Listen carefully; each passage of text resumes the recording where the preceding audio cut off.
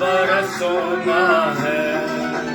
मैनू आपे नहीं मिलिया सतगुरु ने मिलाया है। इत्थे मिलने दा मैनू रास्ता सतगुरु ने दिखाया है।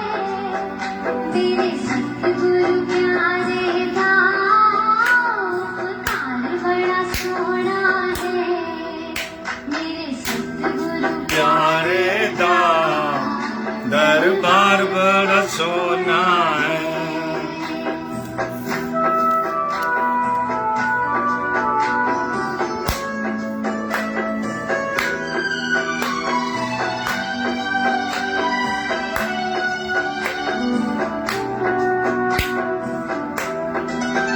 ये मान सरोवर है इथे मोती मिलते हैं। कई जन्म के पिछड़े प्रेमी इस करके मिलते हैं। ये घाटे का सौदा नहीं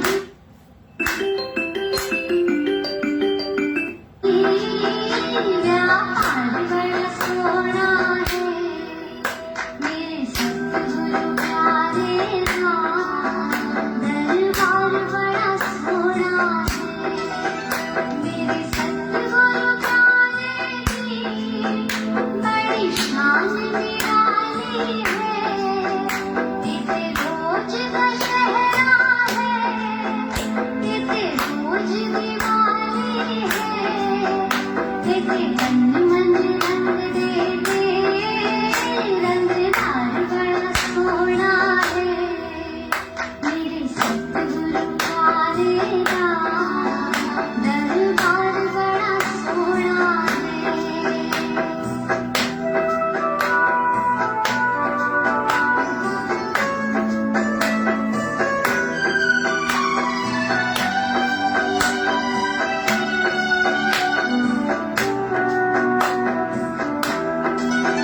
जिदे एथे आ जाता बोधी बिगड़ी सवर जानी।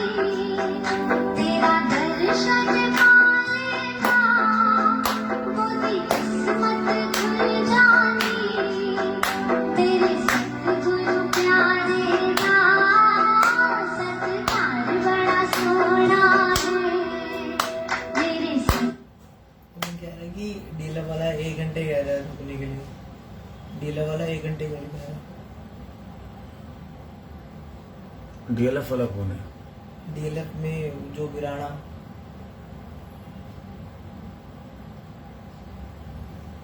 उसको क्या कल आएंगे? चला जाए आगे आगे जाए। वापस बुला लो। प्यारे दा दरबार बड़ा सोहना है। मेरे सतगुरु प्यारे दी पहचान निराली है। सिर मुकुट सोहे सोना हथ बंसरी प्यारी है। जदों बंसरी बजती है सुर ताल बड़ा सोहना है। मेरे सतगुरु प्यारे दा दरबार बड़ा सोहना है। इथे दर्शन होते हैं दीदार बड़ा सोहना है। मेरे सतगुरु प्यारे दा दरबार बड़ा सोहना है। बोलो जय सीताराम।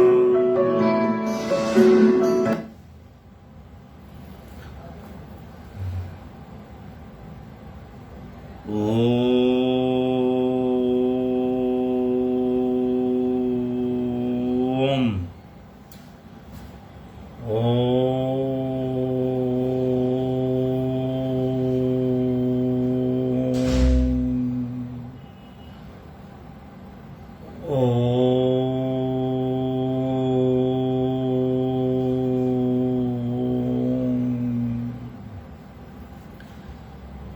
गुरु ब्रह्मा गुरु विष्णु गुरु साक्षात परमेश्वरा गुरु पार ब्रह्म स्वामी गुरुदेव महेश्वरा तुमेव माता च पिता तुमेव तुमेव बंधु च सखा तुमेव तुमेव विद्या च दर्पण तुमेव तुमेव मम देव देव देव वंदो चरण सरोज गुरु मुदमंगलाकार जैसे वतनर होते हैं भवसागर से पार गुरु जी के सिमरण मात्र से नाशत विगलानंद तासे सरपुरम में ध्यावत है सब संत आप प्रगटे जगत में जीव का निस्तार ने शब्द नाव बनाए सुंदर जीव का को तार नम्रता और दीनता से भेंट सतगुरु लीजिए मैं हूँ शरणागत तुम्हारो दास से अपना कीजिए। बोलो जयकारा बोल मेरी श्री गुरु महाराज जी की जय।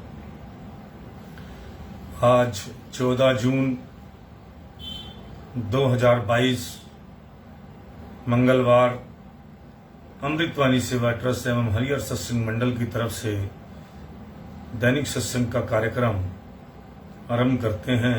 अमृत वचनों के साथ ध्यान पूर्वक सुनिएगा। देखो, आप भजन पे बैठे हैं तो सारी चिंता फिक्र गम मालिक के चरणों में डाल दो। बस किसी को भी जो भी अब सुनता है लाइव या थोड़ी देर बाद सुने, या एक बात दिमाग में रखो कि जब भी सत्संग सुनना है ऐसे ऑर्डिनरी तरीके से नहीं सुनना कि जो है, हाँ, अगर आप एकांत में बैठे हैं तो फिर तो आप कान में अपना लगा के ईयरफोन वगैरह जो है वो सुन सकते हैं। और अगर वैसे आपको सुनना है तो एकांत में सुनिएगा, क्योंकि जितना भी सत्संग जो होता है वो पीसफुल ढंग से आराम से बहुत अच्छे वातावरण में सुना जाए तो सत्संग करने का भी वातावरण होता है। अभी हमने भजन गाया, हमारा रोम रोम खुश हो गया। हमारे सतगुरु प्यारे दा दरबार बड़ा सोना है। कितनी बड़ी बात है। इसका एक एक लाइन जो है मन को जो है इतना आत्मा को प्रसन्न कर देती है। और आत्मा यही चाहती है, मन नहीं, आत्मा। मन तो किसी और चीज से खुश होता है, जो हमारी आत्मा है उसका भोजन तो यही है सत्संग नाम। हम दो एक नहीं हैं, दो हैं। एक हमारा शरीर है जिसको हमने देखना है, उसकी जो है उसको जो है उससे मन खुश होता है। तो इसको ज्यादा ध्यान इतना नहीं देना जितना मन आत्मा का देना है। और आत्मा का भोजन क्या है? स्वच्छता, पवित्रता, दयालुता, परोपकार, सभी जो अच्छे गुण हैं वो आत्मा के हैं, उसका भोजन है।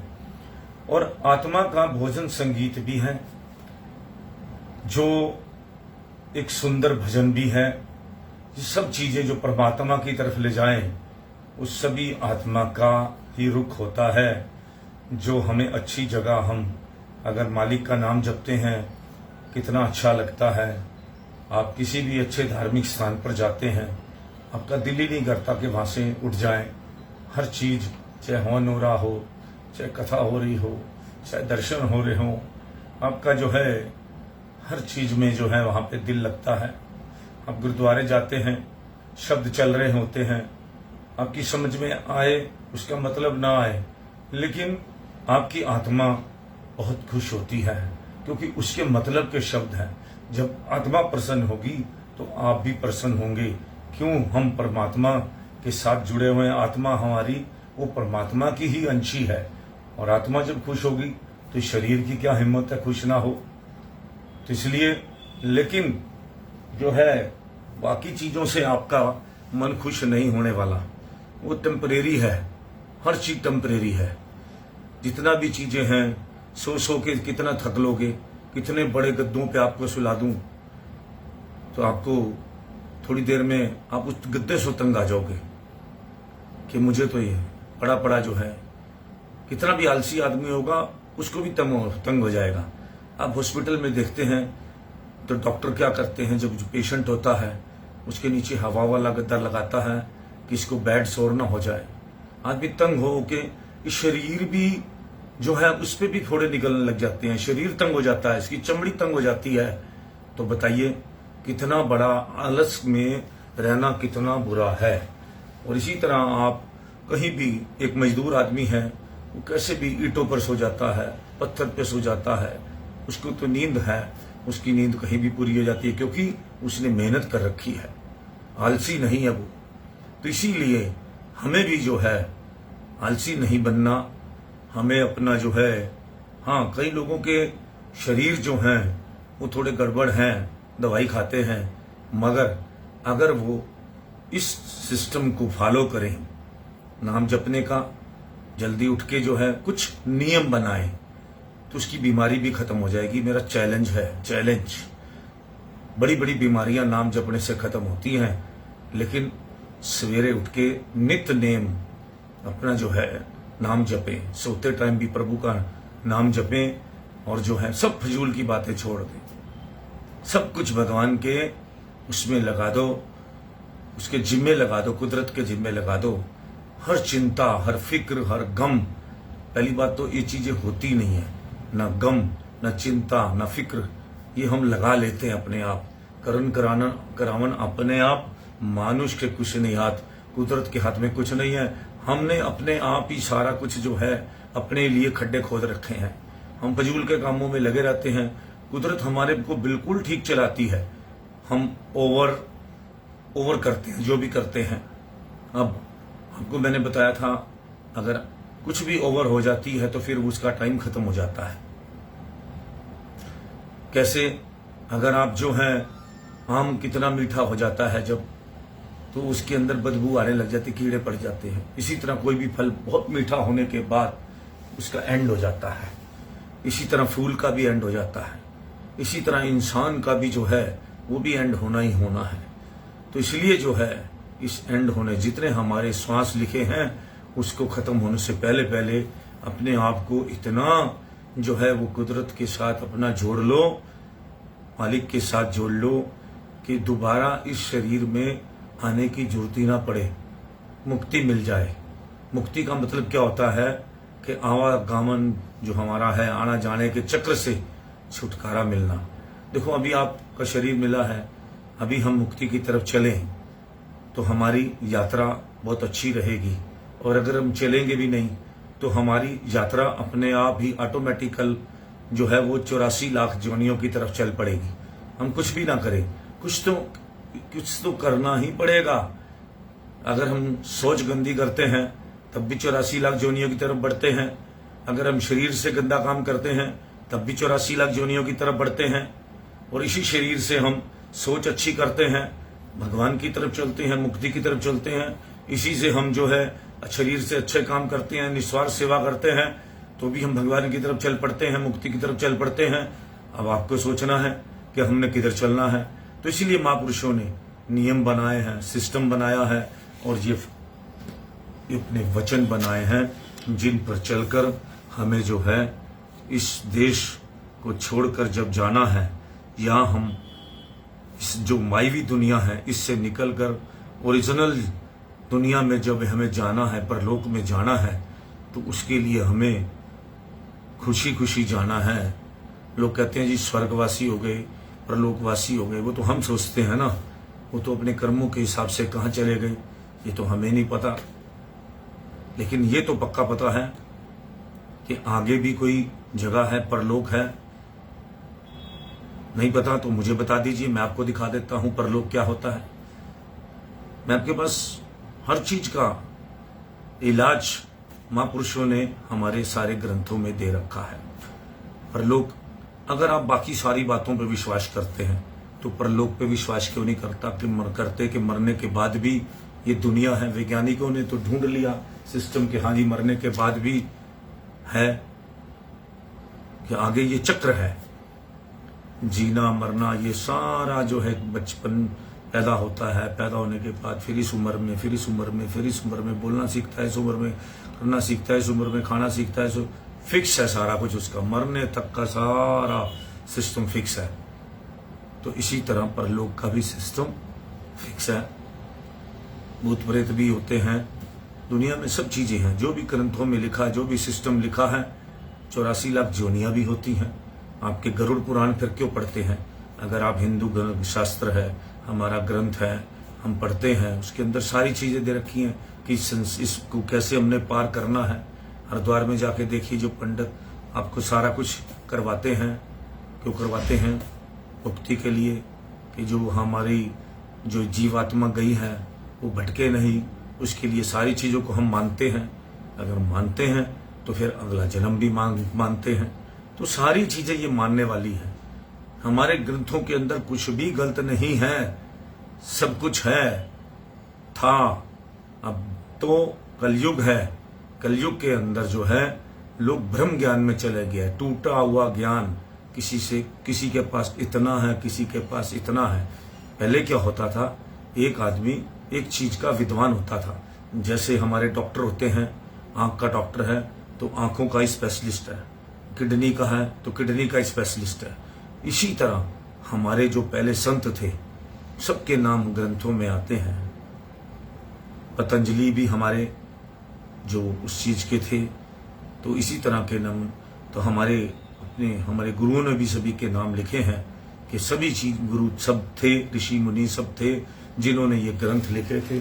और किसी ने, कोई वैज्ञानिक था, कोई इंजीनियर था, आज की तरह सभी कुछ था।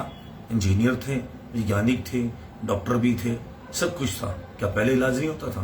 पहले बीमार नहीं होते थे? वो बातें हम ग्रंथों में नहीं लिखी गई, लेकिन पहले भी लुकमान हकीम हुए थे। दुनिया में हर चीज का इलाज था। वही थोड़ी बहुत जो नॉलेज लोगों के पास है, तो इसलिए जो है किसी के पास थोड़ी है। इसी तरह हाथ देखने की पद्धति है, किसी के पास 10% देखता है, कोई 5% किसी को देखना आता है, किसी को बहुत ज्यादा जोर मारो तो हिंदुस्तान के अंदर अभी सिर्फ 40% देखने वाले ही लोग बैठे हैं जो हस्तरेखा देख लेते हैं, क्योंकि आगे विद्या किसी ने सीखी ही नहीं है। ये भृंगी ऋषि हुए, अगस्त मुनि हुए, ये सब जो है ज्योतिष थे, इन्होंने पहले ही रचना कर रखी थी सारी चीजों की। इन्होंने तो आने वाले कलयुग जीवों के बारे में ग्रंथ मिले, जो वहां पे पांडुलिपि मिली है, जो उसके लकड़ी के ऊपर एक वो मैंने पत्ते देखे हैं जिसके ऊपर सब लिखा होता है। मैंने खुद देखा है, उसके अंदर तमिल भाषा के अंदर सबकी जो है उसका भविष्य लिखा हुआ है, नाम भी लिखा हुआ है। तो सब कुछ तो तय है उसमें। तो मैंने सब कुछ देखा कि सब कुछ तय है। जो कुदरत ने, ये महापुरुष, ये सदगुरु मिलने भी हमें तय थे, क्योंकि हमारे कितने जन्मों के कर्मों के बाद हमें सदगुरु मिले। कबीर, हमें पूर्ण सदगुरु तभी मिलते हैं, सभी को क्यों मिलते नहीं है। एक घर के अंदर मैंने देखा 50 आदमी होते हैं, 20 आदमी एक परिवार के अंदर होता है, उसमें गुरु के चरण में जाने वाले सिर्फ 2-4 लोग ही होते हैं, और कईयों के तो बहुत सारे होते हैं, पूरा परिवार ही चला जाता है, क्योंकि ऐसे जन्म ही उन्होंने ऐसे हिसाब से लिया हुआ है। लेकिन कई घर में, कईयों में हमारे जो परिवार के लोग थे, उसमें हमारे बहुत सारे परिवार के लोग मानते ही नहीं थे। हम उनको बहुत कहते थे चलो गुरु जी के पास चलते हैं, आपको लेके चलते हैं। उनको नहीं था, क्योंकि उनके अंदर संस्कार नहीं थे, फिर उनके भाग्य नहीं थे। अभी उनके भाग्य उदय नहीं हुए, क्योंकि ये सब कुछ मनुष्य जन्म मिल गया उनको, लेकिन उनको पूर्ण सतगुरु की अभी प्राप्ति का रास्ता नहीं मिलना, इसलिए वो जा ही नहीं सकते। हमारे सतगुरु ने तो खुद कह रखा है कि अनंतपुर धाम के अंदर वही आ सकता है जो हमारी रूह है। जो हमारी रूह नहीं है वो यहाँ नहीं आ सकते। तो सारी रूहें हैं, और सबके अपने अपने भगवान ने अपनी अपनी जिम्मेदारी हमारी ले रखी है। इसलिए अपने सतगुरु के कभी भी हाथ मत छोड़ो। अपना प्रभु ने वैसे इंटरनली अपने रूहों के, हम महापुरुष ने ग्रंथों में लिखा है कि आप इस जन्म में हमारे साथ नहीं थे, आप कितने जन्मों में हमारे साथ रहे हो। मैं आपको अभी 2 लाइनें पढ़ के भी सुना सकता हूं कि महापुरुषों ने कैसे हमें लिखा है कि आप जो है हमारे साथ इस जन्म में नहीं, हमारे साथ कहीं जन्मों के साथ आप जुड़े हुए हैं।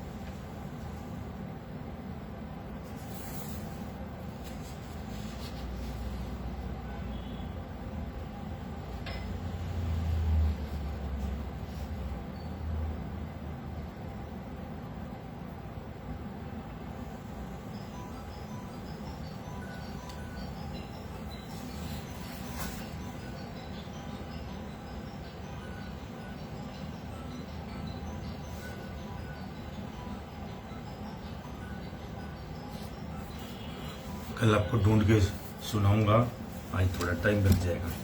तो इस तरह करके हमने महापुरुषों ने हमारा जो बनाया है सिस्टम, वो जन्म जन्म का साथ है, आज का साथ नहीं है। इसी तरह जो है हमें उसी तरह फिर आगे साथ बनाए रखने के लिए हमें फिर भक्ति करनी है। जिसको जो सदगुरु की आज्ञा हो उसके लिए वही भक्ति है। प्राय लोग छुट्टियां और त्योहारों में अपना समय मनोरंजन में व्यतीत कर देते हैं। इसकी अपेक्षा भक्तजन अवकाश का समय सदगुरु के दर्शन और सेवा में व्यतीत करते हैं। समय तो दोनों का ही बीत जाता है, परंतु प्रथम प्रकार के लोग अपने लिए मानसिक अशांति और दुख एकत्र कर लेते हैं, और दूसरी श्रेणी के लोग अथवा भक्तजन परम आनंद व परम शांति को प्राप्त करते हैं। यदि तुम्हारी कदर कोई नहीं जानता तो किसी पर दोषारोपण ना करो, किंतु यह समझो कि अभी मैं इस योग्य नहीं हूँ। कम परिश्रम करके अधिक फल की इच्छा मत करो। जो सेवक फल की आशा रखे बिना आठों याम सेवा में संलग्न रहता है, वही मालिक से सब कुछ प्राप्त कर सकता है, और मालिक भी उनसे गुप्त कुछ नहीं रख सकते। मालिक द्वारा प्रदान की हुई देन का शुक्र करो और प्रतिदिन कुछ समय निकालकर भजन अभ्यास में बिताओ।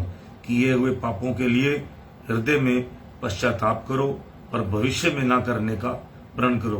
धनवान वही हो सकता है जिसका व्यय कम और आय अधिक हो। इसलिए अपनी शक्ति को, जो कि दिन रात प्रतिदिन क्षीण होती जा रही है, यदि बढ़ाना चाहते हो तो मौन रहकर एकांत में भजन अभ्यास का नियम बनाओ। सदगुरु की कृपा देखकर अभिमान ना करो, सदैव सचेत रहो। एकत्र किया हुआ खजाना कहीं अहंकार में खो ना बैठना। अगर आप भगवान का नाम लेते हैं, ये ना हो कि आप उसमें अहंकार करने लग जाओ कि मैं भक्ति करता हूँ। ये तो 2 मिनट में बड़े बड़े भक्ति वालों के सिस्टम बिगड़ जाते हैं। 1 मिनट में विश्वामित्र जी भी भटक गए थे। तो इसी तरह करके दुनिया में कुछ भी हो सकता है। इसीलिए ये दुर्घटनाएं आपके साथ भी ना हो जाए अगर आप थोड़ी बहुत भक्ति करते हैं। इस कलयुग में पहली बात तो भक्ति करना बहुत मुश्किल काम है, ये आपको मैंने बता दिया है।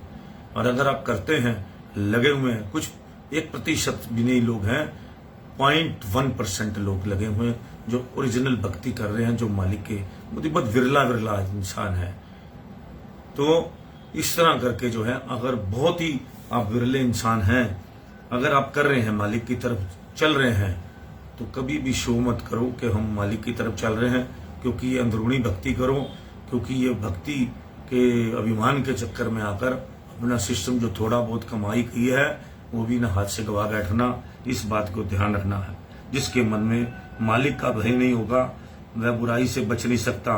भय न होने के कारण जब भी आत्मिक उन्नति करते हैं तो अहंकार हमारा पतन कर देता है। इससे बचने का एक ही साधन है कि हर समय मालिक को सर्वव्यापी समझें, ताकि उसका मन में भय बना रहे।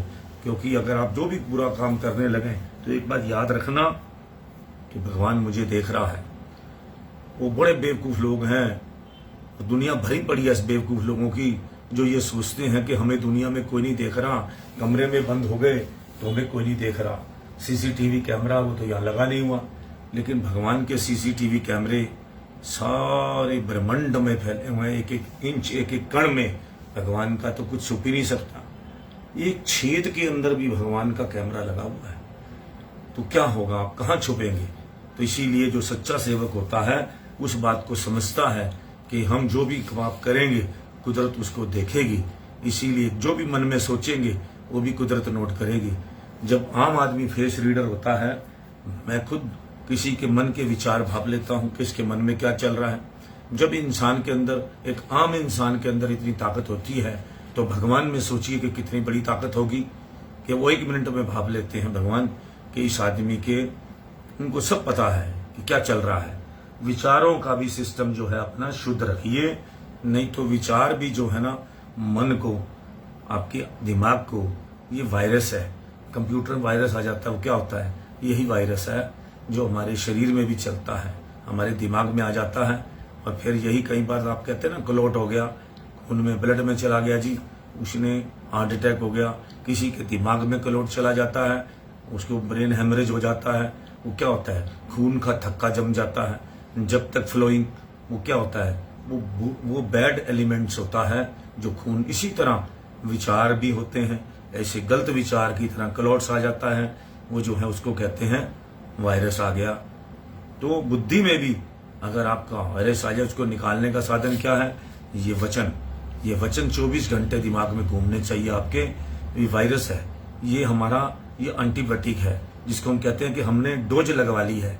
अभी जब कोरोना की डोज लगवा ली है, वो कोरोना की डोज क्या होती है? वो दवाई 24 घंटे आपने जितने बचपन से लेकर आज तक 6 का इंजेक्शन लगवाया है। एक दिन मैंने अपने ब्रदर डॉक्टर थे, अब वो नहीं रहे, बहुत विद्वान डॉक्टर थे, तो मैंने उनसे पूछा ये क्या हम लोग ये क्या लगाते हैं इंजेक्शन वगैरह जो बचपन के लगे हुए हैं, ये उस टाइम लगवाए थे तो अभी तक काम कैसे कर रहा है? तो उन्होंने बताया कि ये जो हमारे अणु हैं, ये हमने जो बनाई मेडिसिन, ये हमारे शरीर के अंदर 24 घंटे चलती रहती है खून के अंदर। चाहे खून बदल भी जाए, लेकिन वो हमेशा उसके साथ जब तक आदमी जिंदा रहता है तब तक वो मरते ही नहीं है। और ये जो इसी तरह ये जो हमारा शरीर के अंदर हमने ये इंजेक्शन लगवाए हैं अभी कोरोना के, पहली डोज दूसरी डोज, ये पूरे शरीर में घूमती रहती है। कोई भी उसी के उसको जिसको खाना है, जिन कीटाणुओं को बचाना है, जिससे वो जिस शरीर पे आक्रमण करेगा तो ये हमारी जो डोज है वो उसको जो है वो टेस्ट करेगी वो उसको रोकेगी। तो ये है हमारा बचाव। इसी तरह हमारे को अपने मन के विचारों को, अपने दिमाग में वायरस को कैसे हटाना है इस सतगुरु के वचनों के साथ, ये हमें बचाएंगे। जैसे हम बुरा विचार सोचेंगे, एकदम हमारा दूसरा विचार उसको ब्रेक करेगा कि नहीं तुम ये गलत सोच रहे हो, महापुरुषों ने ये कहा हुआ है। लेकिन कई अगर वो बाईपास करके अगर वो करते हैं उस काम को, तो इसका मतलब उसका डोज कम है, सत्संग का डोज पूरा नहीं है। कई लोग बाईपास कर जाते हैं उस बात को, उस गंदे विचार को एक्सेप्ट कर लेते हैं।